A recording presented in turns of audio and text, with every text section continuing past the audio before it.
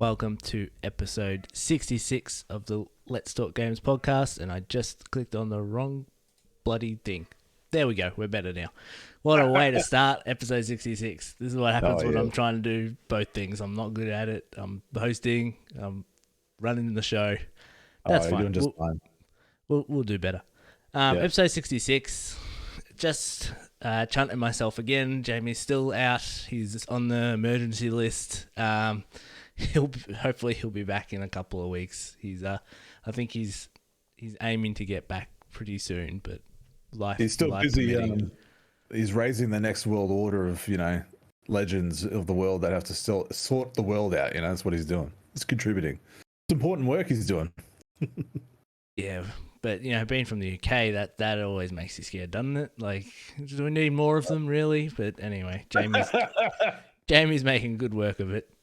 How you doing, Chunt? How have you been? Yeah, pretty good actually. Considering, I know what we're just talking about, but man, I've got 3 days off and I'm just gonna game. That's all we're gonna do. Me and the lady are like, so you got 3 days off? I'm like, yeah, I've got 3 days off. Can we just play games all weekend? I'm like, oh my god, I love you so much. Let's get married twice.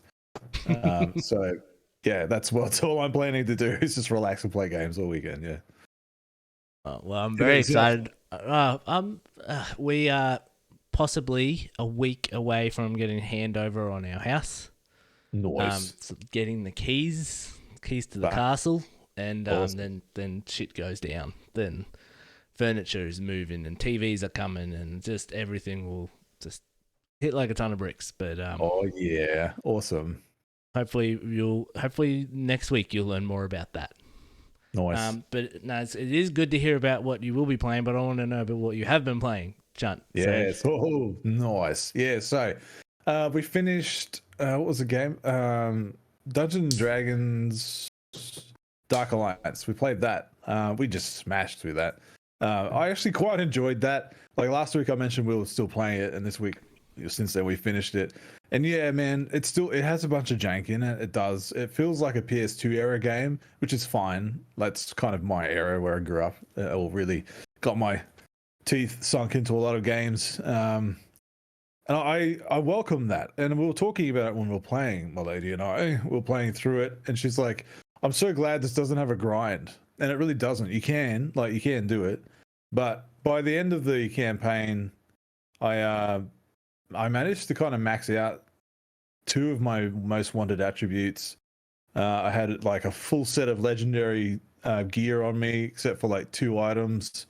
And yeah, we're just smashing through everything. And it was great. Like there was no point of the game that we had to kind of retread levels to kind of just grind for extra shit. Mind you do have the option to select your combat power matching difficulty stuff. It's all like D&D spreadsheet, character sheet shit, real nerd stuff, but a lot of fun. It just ends abruptly. Like the boss fight is a bit fucking cheap as until you find out what you have to do. But yeah, either way, like we had a good time with it. I feel more positive about it because I played it through Game Pass. I didn't pay for it. If I paid $60 or something for that, I would be a little annoyed. But then again, I'm not a Dungeons and Dragons fan. But besides that, I still haven't finished Alex Kidd. I'm on the last level, and it's just insanely difficult. But I'm loving it all the same. I'm still working my way through Yakuza Kiwami 2, where I can between sessions with the girl and work and stuff. And tonight we started playing Man of Medan because it's co-op. So you can play that. Yeah, so we're playing that over Xbox Live, and I'm really digging that because Until Dawn, I really wanted to play that, and I do own that digitally on PSN, but I never got a chance to play it by myself before I traded my PS4 in. But I will go back to it. So this is kind of like scratching that itch that I've wanted on one of those kind of games in that group. I'm enjoying it so far. It's just a lot of dude bros and like saying stuff that no one talks like that. They really don't. Like, yep. Oh my god, they really don't. But it's cringe as fuck. But I'm there for it. It's still fun all the same. So yeah, we're gonna keep playing that I think this weekend and see how far we can get. You're a scaredy cat. How are you getting through that game? Well, I've had one jump scare so far, and it was a stupid eel jumping out the camera when you're playing as the couple in the water. no spoilers or whatever if anyone really cares. But otherwise, it's been just like a movie. I'm waiting for the scary bits. I've heard it's a bit scary, but we'll see. But yeah, that's pretty much it. That's literally what I stopped playing before we jumped on here, and I said goodnight, and I'm coming in here to do this. So here I am. Oh, nice. Yeah, Until Dawn, I respected the hell out of like how that game was made. Like the butterfly effect in that game is well beyond anything at that time. At least I think Detroit Become Human kind of caught back up to it. I don't think it surpassed it, but it was.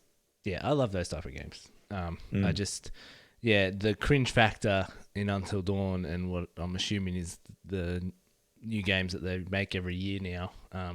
It's really thick. They lay it on, and I don't know how much I could deal with it on a year-by-year basis. But anyway, there's got a crowd to it, and they're pumping them out, so good on them.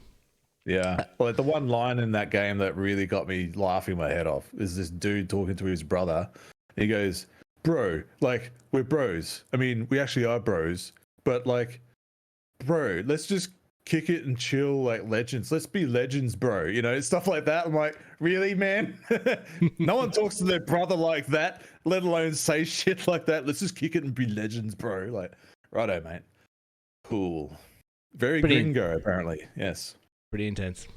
In terms of what I've been playing, I actually thought I'd played a lot more this week. I thought I'd played more Mass Effect, and then I realized I'd actually had a dream about Mass Effect, and that's what I thought I'd played.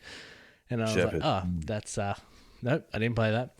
I did manage to I played 2K like normal, but I actually got to go over and spend about 4 or 5 hours with my brother, which I haven't been able to do in a long time.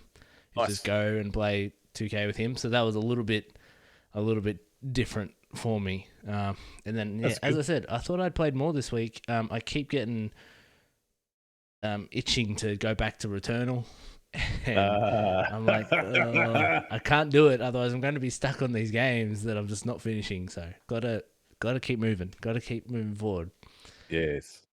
But I think I'm going to let you lead off with the first topic this week. There was a few tidbits from Phil Spencer. He was on IGN. He was doing a couple of different interviews, just talking about Xbox, and there was Halo and his retirement. We can talk about that. He was also talking about Game Pass, how it works, how they look at it as terms of a success. So I don't know what one you want to touch on first, or what stood out to you. Oh, look, I recommend people go. There's that interview Unlocked, I think we're referencing here. IGN Unlocked, where they came on for episode 500. I'm going to watch the full thing. Haven't had time to watch the full thing yet, but that's what I'm doing this weekend. But I watched snippets and I read quotes for it because I was really curious to see what he had to say. And it's refreshing, and I'm reassured in that platform, man. Like Phil, straight up, like he's just saying, admittedly, I have no plans of retiring anytime soon. And that I was like, oh, thank God. I have been a bit concerned about that because like they're reaching this apex. A lot of people like to kind of quit while they're on top, or leave their legacy as it's blossoming, or reaching a crescendo, so to speak. But for him to say, look, I'm not going anywhere anytime soon, really put my mind at ease as far as the platform goes, because I'm so invested in it. Clearly all my games and shit are there, and so that's great. And I think he's, like I said to you guys earlier today, like he's become this figure in the gaming industry that who's almost critical. He's gotten to the point where he's pushing everything, like through his tenure, he's pushing everything to new levels and where it should be, and where it's been the same thing for decades, or generations, and which is cool. Like we didn't know any better. I sure didn't. I was too busy enjoying just playing the games. But now I'm at a stage of my life where I'm really appreciating, or more careful where I choose to go. And Xbox has all the options that I want, and it just so happens to have all the games that I want too. But for him to say that really just puts a line in the sand, or just puts a flag in there for people saying, like during the rumor mill, saying, oh, this will be Phil's last year. I've seen that conversation going around, and good to see he's put that to bed. But also the Halo comment, because there's been a or was echo chamber conversation going around Twitter for years, like with the whole Halo Infinite troubles and when it restarted development and just the display that everybody knows with Craig and all that kind of stuff. And it's like, oh, this is Halo's last chance. This is 343's last chance and all this kind of shit. And he's like, no, like Halo's going to be here for the next 10 years and onwards, whether the reception is good for Halo Infinite or not. So he's like fully like backing that product, which is good. I mean, it's pretty ballsy. I love this, man. This is the Microsoft big swing and dick that I've wanted to see for ages, and it's starting to really come in. Pardon the pun. It's starting to really come into fruition here. But so that was great. Like, obviously, he's going to show confidence in his product. Yeah, do it. Like, he's not going to sit on IGN and go, yeah, no, I'm not. I'm pretty concerned about it. But it might be bad. But yeah, we're going the wrong way. Yeah, like he's not going to say any of that shit, obviously. But it's just I believe him though. That's the thing. Like he's led a track record of honesty, and he's always paid off what his promises are or what his comments are. They always come around. So I kind of trust him in that regard. What was the other one? Oh, Game Pass. Where he was pretty much just flat out saying, "Yep, like it makes money. We're not hemorrhaging funds on this. Like it's become people are playing it. It really kind of was a no comment as well. It was just kind of like, well, the way we judge it by success is how many people are playing the platform. That's it. And that was kind of the end of it, I think. Yeah. But I mean, it's definite. It's making the money. Like they have to be able to do some of the deals they've been doing for a while now. And you keep hearing developers coming out and saying, yeah, Game Pass works. It's great. Square Enix was like, yeah, Outriders paid off for them. Like they were like, yep, that really paid off, as well as Dirt 5 and all that kind of shit. All these other comments, man, like I wouldn't have played Warhammer or Dungeons and Dragons Dark Alliance if it wasn't Game Pass. Yeah, so all this kind of shit, man. Like Phil's just like, yep, bang, bang, bang, saying everything I wanted to hear.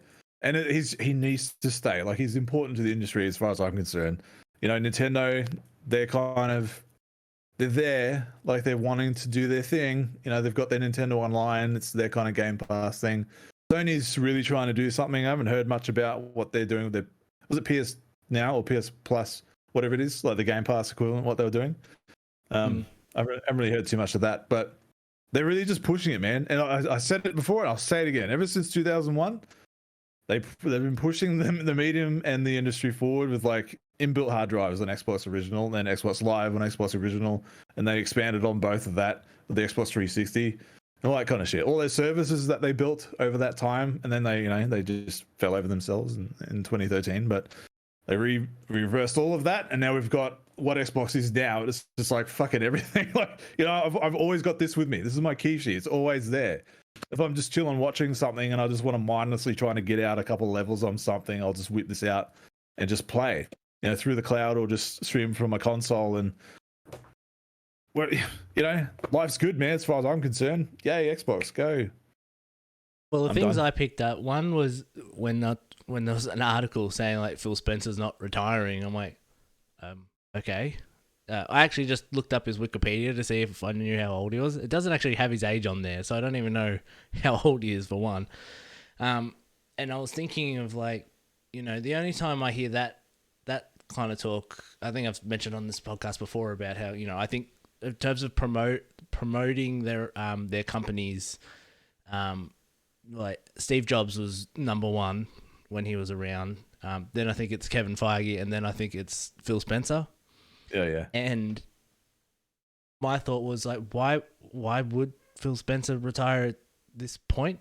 But then I was thinking, like, when PlayStation 4 came out, all the people that launched the PlayStation 4 all went, we got PlayStation, we got Sony back, we got PlayStation back from the PlayStation 3, like it's selling better than the competition and as high as it was, and they all left to go do other things. So it is probably a normal thing in games, but my initial reaction was like, well, the only time you hear about Kevin Feige, is he going to leave Marvel, is when his contract was up at like 2018, and then he signed another contract for God knows how long. So yeah, of course they did. Yeah. So unless Phil Spencer's contract's almost up, which that would be very curious to know when his contract's up and what that sitting in that room, what that's like in terms of negotiating your wealth. Yeah. The other thing was, what did I mention before? Was his retirement thing, which was strange. The other one was don't tell me I got rid of all my articles. No, I didn't. So it's Game Pass. His comments on that. His retirement. Yeah, Game Pass, which was the Halo. So yeah, the Halo one. I think everyone has been overreacting throughout the year when they're like, if Halo's not good, like the Xbox Series X and like they're in trouble. But in my mind, I always had like these are all the studios that they're like. We knew, like, I've just been prepared for 2022 and 2023 just to be hammering out like all these games, and I think the people's doom and gloom about it maybe kind of subsided after E3 when they're like, there's not a lot of these games coming soon, but they're coming, and I think people are starting to understand like you don't just need everything right away. Yep. Infinite will come out. A lot of people will play it because it's just there, especially the multiplayer. Like it's free, and you don't need on Xbox. You don't need gold to play it. You don't need Game Pass. You can just play Halo multiplayer. If you want to play the campaign, you're probably going to have a Game Pass anyway. So I don't know why everyone is so doom and gloom about it. I didn't understand it. I do think they need to get it to a point that is acceptable for a Halo game. Don't get me wrong. But even then, people are still going to play it. Like it's kind of too big to fail. It's one of those, one of those games. But that's. I just want the other comment on that on Halo that they mentioned was they don't really care when Call of Duty or something's out. Like they'll put Halo out anyway. And I was like, yes, there's the ball swings. I want them. That being said, he did an interview like a week or two ago where he literally said, "Oh, we're just waiting for a couple of things around the industry to line up before we announce the release date." I'm like, that's pretty much saying you're lining up for Call of Duty. I doubt they'll just say, "Well, we'll just release it on the same day." But we've got some more Xbox news, which I want to move on to. Yes. So once again, this is Jeff Grubb from GamesBeat came out with another little update on Kojima because he's been pretty much anytime Kojima like farts or goes to the toilet or something, he's announced if it's part of the Xbox deal, you'll know about it. But yeah, apparently Kojima signed a letter of intent this week saying that this signifies that both parties have agreed to a generalized deal while lawyers continue hashing out the finer points. And I just want to tell people to calm down. There's been a lot of weird aggression or outrage about it this week, where I messaged you today that there was a petition for people to he's been, what was it, corrupted by greed, and we got to bring him back. And I'm like, if you are a fan of somebody, if you're a fan of a studio or a specific developer like a Kojima, don't you want them to make the game they want to make? Yeah. So if you do that, they're clearly making these deals because that is the best way for them to make that game.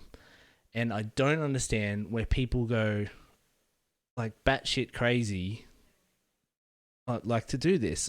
And sometimes it can be said about exclusive and things when people are angry about Spider-Man. It's because Marvel went to Sony and was like, we want to make a game with you. Or it doesn't matter who it is, if it's a specific person or whatnot.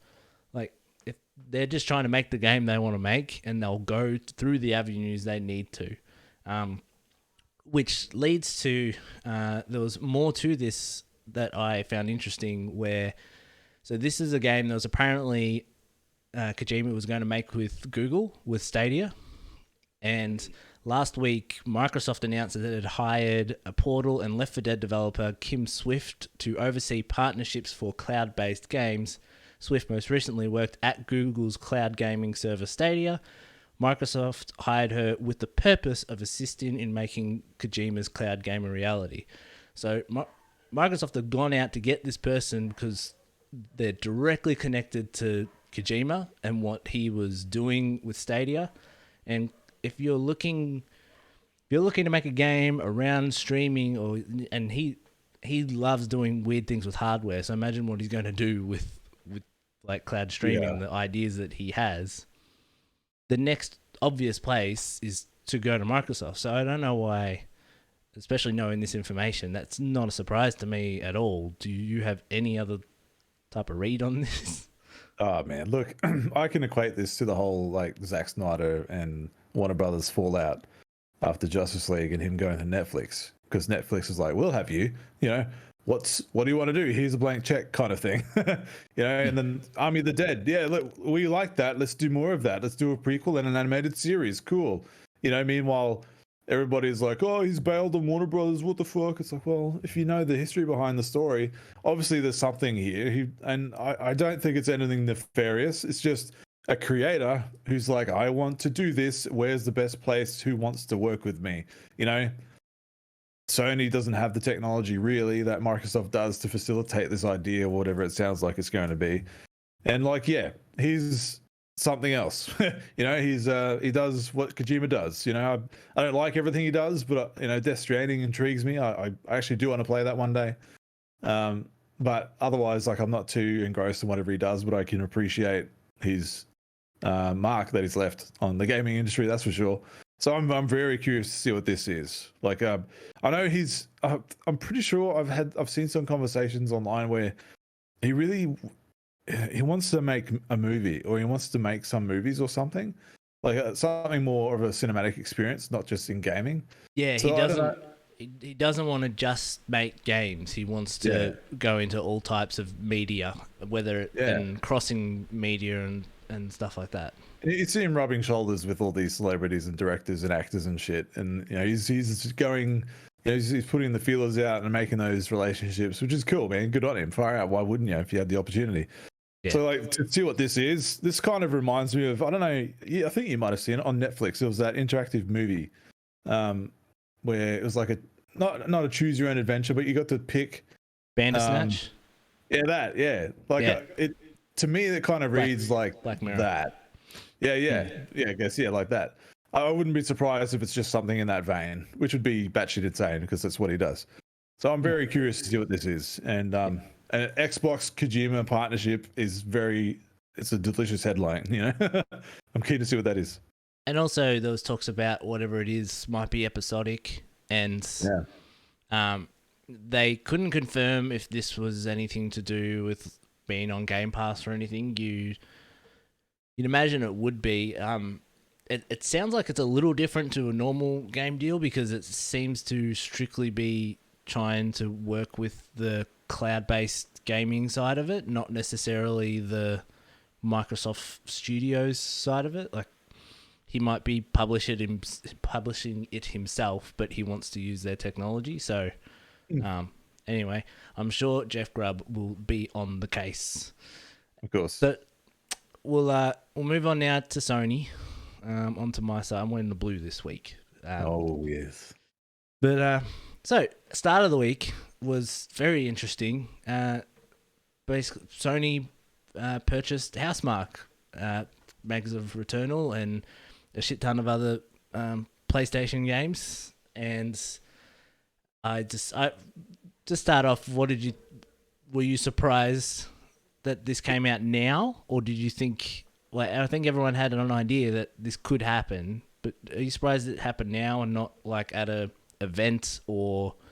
Yeah, actually, like I remember, I saw those notifications coming out really late in the night, but it's obviously early somewhere else. But I was like, okay, what an odd, just random announcement. Like I thought, if it was me, like I guess I'm just used to how Xbox do it, where they just make a big deal out of it on a presentation or something. They do a big hoopla about it. But this was just like, yeah, we did this. Like a Twitter post or a blog post. And but everybody's like, yeah, it makes sense. Like, why wouldn't you? They've got one of the most kind of talked about or most popular PS5 games out there in the moment. And you obviously these talks have been timeline for quite a while. It's not just, yeah, Returnal did all right. Yeah, we're going to buy it now. Like, I'm sure they've been talking about it for quite some time. Yeah, But so it there makes sense, was. man. It makes sense. It's like, I just have to put it out there. Like, all the shit that Microsoft got for buying Bethesda, of like, oh, they're taking it away from the players, rah, rah, rah. But it's like, Bethesda even came out and said, we've had such a strong relationship with Xbox for years. This makes sense. And that's true, right? And this is kind of one of those other studios where Housemarque is kind of always, well, at least in my perspective, has had ties to Sony and the PlayStation ecosystem and consoles. And why wouldn't they roll into that? Like, it just makes sense, you know? And there's a double standard that you just see once again online where people bashing the whole Bethesda thing, but they're like totally okay with this one. This makes sense, you know? I don't know. I just think it's really stupid, but not the buying of the developer. I think that's cool. Makes sense. You know, you just look at what they did with Returnal, you know, and they're not a big studio from my understanding. And they managed to put out arguably like a AAA title with maybe a AA or less budget, you know? And it's impressive. So if they have the full backing of what Sony can give them, holy shit. You know, I want to see what they do next. That's exciting to me. Well, in the article, they did mention that these talks actually began last year. Herman was talking with the main guy at Housemarque, and they were talking about it, but they weren't really doing anything because they were just letting the team make the game. Yep. And because you know when a purchase like that happens, I guess it can disrupt, like, okay, now you're answering to these people or you're going through this channel or whatnot. So I think they were just letting them focus on the game, and then once it was out, they could go through the final touches. I saw someone comment somewhere during the week, and they're like, they must have seen what Microsoft did at E3 and thought we got to buy this, which is, I think it's a stupid comment. However, so there was a question in that article about that from the outside is seeming like an arms race just to go out and do purchases, and Herman Holst was like, no, not at all. We're very selective about the developers that we bring in. Like it's a different thing, and I agree that is the case. Like with Insomniac, apart from what I think it was Fusion, and apart from Sunset Overdrive, like they were making Resistance and Ratchet and Clank, and then Spider-Man, and then like the purchases that Sony do are ones that they've worked with these people for a long time, and we'll talk about Bluepoint in a little bit, but they are very selective. But I also think that they're in a position where, you know, I talked about in the PS4 generation with like Until Dawn, like you mentioned, and a whole bunch of other second-party studios, like Quantic Dream, they're all starting to move away and not necessarily get purchased by Xbox. It's just, you know, the Supermassive who made Until Dawn, they did an eight game deal with Bandai Namco, and now Quantic Dream are going to make multiplayer games on their own because they've made enough through those deals that they had with Sony. So that a lot of the people that they deal with are all kind of going off and doing their own thing. Yes. And with Microsoft then going and purchasing up a whole bunch, and if the rumors are true about like IO Interactive, like they're all being swallowed up by different deals or different purchases, and I think they did need to bring some other ones in. I still think they're building up their own teams. Like I still think there's like 3 Naughty Dog teams now. I still think there's 2 Guerrilla. Like I think they are building, but with someone like Housemarque, it's an obvious choice, and I appreciate that Housemarque, you know, they had a lot of financial troubles, but because they were releasing their little twin stick shooter games, and it was just getting less and less popular. So I'm glad they've gone on. So I think they are very selective in the purchases that Sony are making. But I also like the other one was they purchased the Nexus Software studio, which they're known, they just do PC ports. They did the Tomb Raider games, Deus Ex, Marvel's Avengers, pretty much all the Square Enix stuff exclusively. And they've purchased a PC porting studio, and considering where they're going with their titles and moving them to PC, True, it yeah, makes sense yeah. for them not to outsource and go find people to port it for them. Like, I think Death Stranding, they didn't port that game. 505 Games ported that for Death Stranding to PC. Right. So it makes sense for them to go out and get a porting studio to work on their own games. It's much better. Yeah, sorry. I still have more things to say, but I'll let you have a have a word in. It's fine, man. Like that totally makes sense. Like you're right. I mean, the whole push that Sony's doing now, where they've realized there's money left on the table as far as PC goes, and Xbox is once again they've been doing that for a while, and they're finally catching up on this. Mind you, it's not day and date, which is fine, whatever. It's a couple of years later or something. You get a PC port of it, but I would hazard a guess if they rolled this studio in, you might see more of that. They have the facility to do that now with that studio to make PC ports of their PlayStation games day and date. I think that's a smart move for them to do that. I mean, people like you and me are always just going to play it on console anyway. It's going to be the best place to play for us. I'm really not worried about PC ports, but it's cool that it's there. It just means that the games that we like are going to have more eyes on them and are going to have more chance of getting more of that, which is great. And it totally makes sense. Sony needs to kind of really nail down some talent and some studios, like you were just saying, where all their other ones, like their mainstays, have just broken off to start doing their own shit. Multi-platform. They're not beholden to one anymore. So they need to go, oh boy, oh dear. Yeah, they can build them in-house, but goddamn, let's kind of bring in some external stuff into our own fold, which makes sense.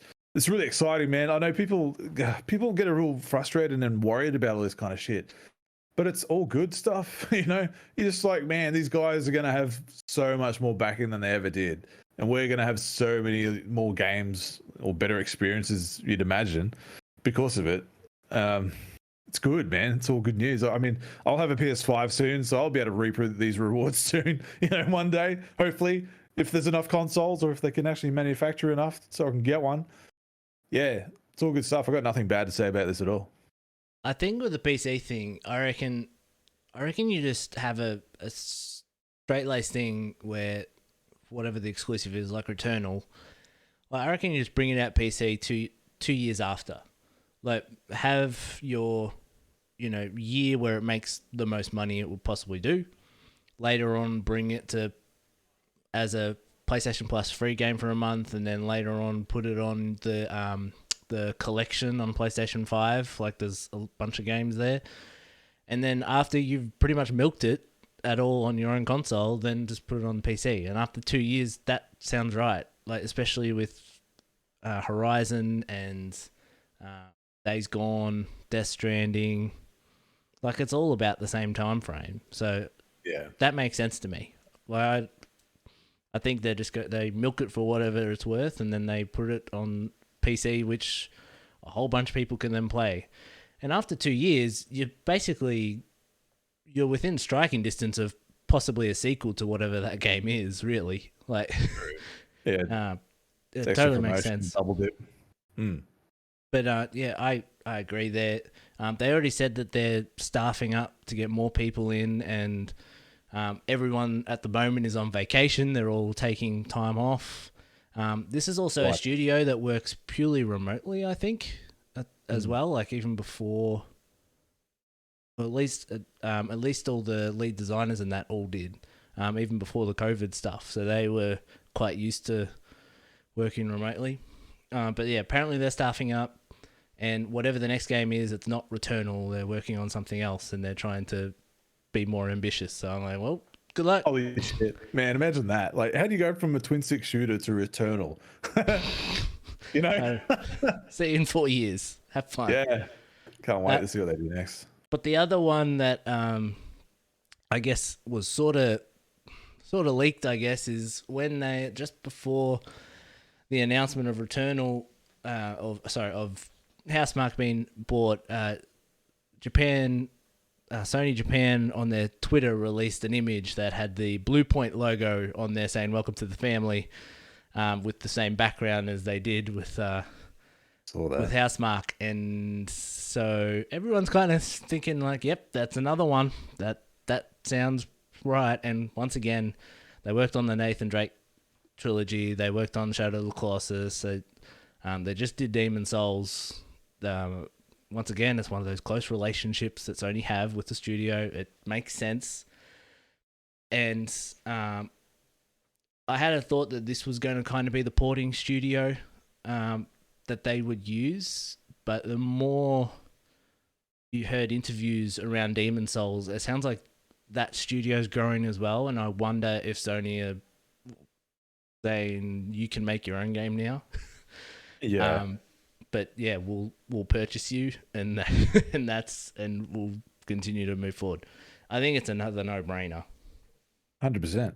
Yeah. I don't know why they just don't put that out. Like if they weren't meant to or whatever, but I don't know why they just don't. Yeah, all right. It's out of the bag now. This is the thing. Totally makes sense. But it all, because of the way they've staggered it, and who knows, but before this episode goes up on the Sunday, they might have announced something. It really feels like they're kind of just getting some news out of the way and getting their ducks in a row ready for something. Like there's still the rumor that next week there'll be some type of event. Nice. And if there is, I wonder if they're just getting this news out there out of the way so they can kind of just address it in the event quickly and then move on to the games. Yeah. Like it definitely feels like they've been setting themselves up for something. That's what I feel anyway. Just seeing the news. I hope so. Ooh, it's exciting. Well, I didn't want to do this. We might just end on this last confusing little bit of news. That it's like a real positive thing followed by just a confusing thing. So, Ghost of Tsushima is getting a director's cut, just like Death Stranding, and you'll be able to play it on your PlayStation 4 and PlayStation 5. In terms of how you go about paying for it, holy shit. So I'm going to quickly read through this. I took this from Kotaku Australia. So if you already own Ghost of Tsushima on the PlayStation 4, you'll be able to purchase an upgrade to the director's cut for the PlayStation 4 for about $25. So that's, you have a PlayStation 4 version, you're getting the PlayStation 4 version of the cut. If you own the PlayStation 4 version and want to upgrade to the PlayStation 5 version, it will cost you $40. If you purchase the director's cut for PlayStation 4 and decide later to upgrade to PlayStation 5, you'll be able to do so for $15. Or if you don't own the game at all, you can just buy the director's cut for $90 on PlayStation 5 or $80 on PlayStation 4. So there are all the ways you can buy this game. Fuck, it's confusing. Like, seriously. Like, I know you're just going to have to read through and be like, okay, what do I have? Yeah. And my question is, as someone, and they don't really touch upon this, I'm assuming it's a download, but like as someone that owns a physical copy of it, I'm assuming I need to put that PlayStation 4 disc in my PlayStation 5, and I have to go onto the store and it will read that I have the PlayStation 4 and then it will upgrade me. Like, I'm assuming that's how it's done. Oh man. But it's just so confusing. So two things. One, did you look at like the details around what's actually included in the cut? And also, what do you think about this pricing? Well, I mean, it includes that new island, that Ikishi or whatever it is. That whole new thing. That's a extra bit, which, I mean, as someone who hasn't played it yet or hasn't bought it yet, that's it's just more content for me when I finally get to it. Like, this is good news for me, obviously, because I can just go straight and just get the PS5 one. Big deal. But holy crap, man! Like, God, I mean, I've got it so good. Like, I'm on Xbox, and I just buy one game and I get the best version wherever I am. That's as simple as it is. Like, if I buy it on Series X and I go to a mate's place and I want to download my copy on his Xbox One, it'll just download the Xbox One version. Or if he's got a One X, it'll get the X enhanced version of that. No extra cost. So same as my current games, like Jedi Fallen Order, that got a Series S and X upgrade. I just get that. It just updates. You know, Doom Eternal with this new Series X and X enhancements. I just get that. I don't have to pay for it. Smart delivery, man. Like people were laughing about this shit when they were announcing where they're going to do smart delivery, but it's just so simple, and this is how it should be. Man, I'd be so pissed off. Like that whole Final Fantasy VII remake thing, where the integrate is PS5 only, but you can't just upgrade your copy for whatever reason or some stupid thing. You can upgrade from PS4 to PS5 for free, but you have to buy integrate. Yeah, right. Yeah, to get the PS5 version of Final Fantasy Remake as well, or what? No, the upgrade from PS4 to PS5 is free, so you can. All right, but integrate, yeah, right. But not if you got it on PlayStation Plus as a free game. That's where I got confused. Yeah. So it's like, why handicap yourself like this? Like, why not just, make it this consumer-friendly thing? You want people to adopt this game, just sell it as an expansion. That's as simple as it needs to be. It's really it. Why kind of introduce these different tiers of like, if you have that, if you have that, if you have that. What the fuck, man? I just think it's so dumb, and it's just another Sony thing. I mean, you saw that. We're probably not going to talk about it. You saw that developer on Twitter just going off, just like calling out, not by name, but it was not really, but he was calling out Sony on like how crap they are to deal with and to be a developer for, and to work within their system and to work within their, their guidelines, and how hard it is to get shit moving or how to speak to someone. And it's just another thing of many things in that camp that it's just like, why? You've got Xbox, and to a lesser extent Nintendo, really showing you how it's done. Like Nintendo, man, don't even get me started on that. But Switch, they've been doing great. Like their Switch generation, their Nintendo Online thing. If they can keep rolling that forward and not just retread everything again, their next console, which I'll be so pissed off if they do that. I don't think they will. And I think we're well past that kind of era of gaming. But you just look at Xbox and go, right, what are they doing? How can we just mimic what they're doing so we can get some good press here, and make our players happy, and not just have constant bad articles and not bad takes, they're good takes on bad things. I'm a total outsider in here, and I'm going to cringe when I finally get my PS5 and be like, all right, am I going to have to jump through any hoops here depending on what game comes out? Like, I'm really overselling it, but it's like, that's the idea that I've got in my head, but fucking hell. Yeah, I can't believe this, man. Anyway, I'm really looking forward to that game, by the way. It looks stunning as hell. Yeah. I'm excited about the stuff that it is. I don't know when I'm going to get it. I'm going to get it. You have to get back into the dance of that combat, and I'm like, I need to jump back in and go into this other island. They're talking about how there's different enemies and more of this and more of that. I'm like, oh, it's almost like a fourth island. It's almost like because as you go from one island to the next, things get more and more difficult. And I'm like, oh, I wonder if I go to this fourth island, it's going to be even more difficult. I'm like, I'm just not in the headspace for it. But super hard mode. With most of this stuff, it always ends like there's always this extreme, and Sony always tends to be on like make the most money extreme. And in my mind, I'm just thinking like, why don't you just make like the PS4 version, like with the director's cut, and you just, when people upgrade to PS5, you just charge them for $20 to upgrade it. It was the easiest thing that they could have done. And then if you buy the PlayStation 5 version, it's full, because they just kind of tried to make the $70 as much as possible. And by doing that, they're like, okay, well, we have to settle on what's the price of a regular Ghost of Tsushima copy, and then we have to build everything off that. I'm like, you should have just made the PS4 director's cut. Like that's the new, like you get the added on stuff for free as PlayStation 4, but one PlayStation 5 you charge for that part.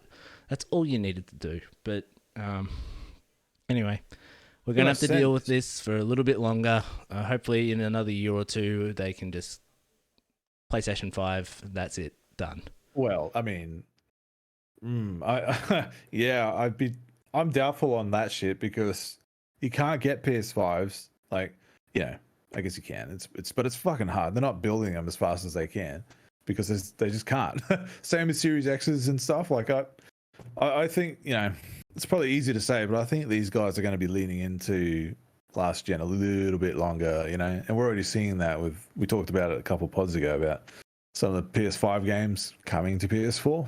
You know, that where they weren't previously announced to be going to PS4. You know, I agree, but like it's just a weird scenario because there's more out than there were PlayStation 4s from the PlayStation 3 era.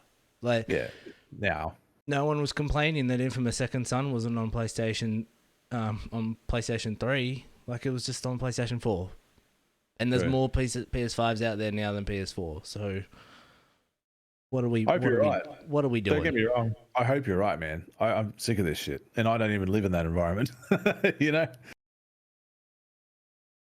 All right. Well, that's all I had. So unless you had any other stories for the week. No, I finally got my Mario Golf. I haven't played it yet. So I'll let you know next week. I was hoping for an impressions on this podcast. I was wanting the exclusive Chunt impressions, and we didn't get it. So everyone's going to have to wait another week. Yeah, sorry. Look, disappointment, story of my life. I'm consistent. But look, I'll have impressions next week and see if it was actually worth waiting and whinging to Amazon for. Yes. All right. Well, thanks for joining me, everyone. Thanks for joining me, Chunt. And we'll see you next week. Bye.